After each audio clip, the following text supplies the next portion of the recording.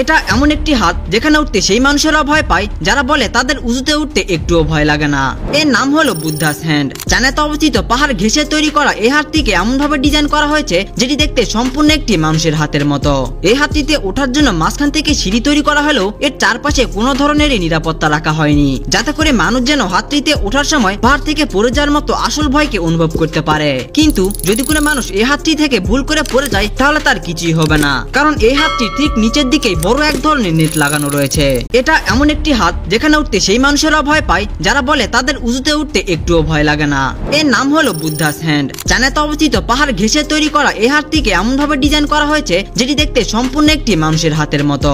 এই হাতটিতে ওঠার জন্য মাঝখান থেকে সিঁড়ি তৈরি করা হলেও এর চারপাশে কোনো ধরনের নিরাপত্তা রাখা হয়নি, যাতে করে মানুষ যেন হাতটিতে ওঠার সময় পাহাড় থেকে পড়ে যাওয়ার মতো আসল ভয়কে অনুভব করতে পারে। কিন্তু যদি কোনো মানুষ এই হাতটি থেকে ভুল করে পড়ে যায় তাহলে তার কিছুই হবে না, কারণ এই হাতটি ঠিক নিচের দিকেই বড় এক ধরনের নেট লাগানো রয়েছে।